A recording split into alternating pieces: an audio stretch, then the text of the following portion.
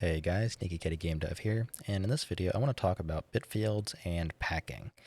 Now, I guess also kind of their use and purpose. Now, what I have here is a simple class with 8 booleans. Now, I'm using 8 to represent it because basically the smallest size that a computer can represent is a byte. So, inside of a byte, you have 8 bits. Now, you can kind of think with booleans, you basically have true or false. So, you really don't need 8 bits to represent a boolean. You only need one. So, as you can kind of imagine, that's a little bit wasteful here.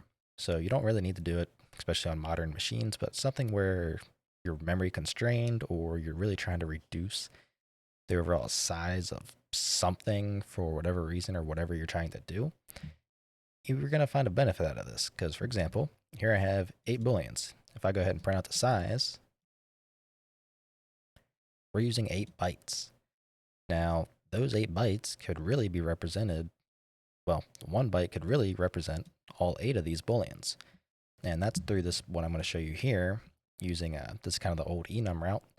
If I go ahead and uncomment out the enum and show you again, now you can see we're using 1 byte. We're not using 8. So how do you kind of represent this? So the way I'm trying to, I guess you could say, help visualize, because again, this is a beginner focused kind of area, is visualize it like an array of booleans.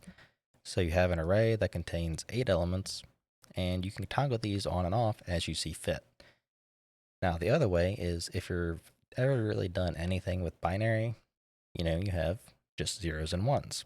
So here we have 8 bits right here, and this first one will correspond to this bit, whereas this guy corresponds to this bit, this guy this bit, so on and so on until we get to the end. Now, the way you can visualize this is as we are going through, let's say we turn test1 to true, we are just flipping the switch for that bit to go from 0 to 1. Nothing more. That's all you're doing.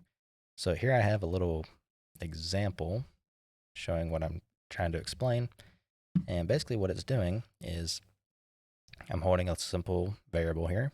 And what I'm doing is I'm taking test1, test2, and test6, and I'm setting them to true.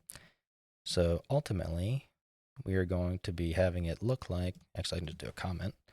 So 1, 2, 3, 4, 5, 6, 7, 8. So we have test1 right there, test2 right there, 3, 4, 5, 6. In the end, we're going to have basically a byte that looks like this. So bit 8, 7, or sorry, test 8 and test 7 are false. Test 6 is true. Test 5, 4, 3, those are all false. And test 2 and test 1 are true. So if we print this out, you can kind of see the result. So we've used 1 byte, and our test 1 is true, test 2 is true, test 3, 4, and 5 are false, test 6 is true, and test 7 and test 8 are also false. So that's how we're going through here. And we're getting the same result as having 8 booleans, which are taking up 8 bytes, and compressing that down into a single byte.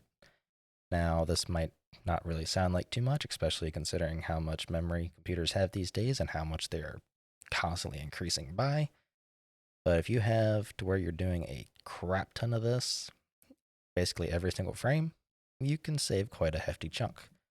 So, anyways, take this what you will. This is just an example on how to use it.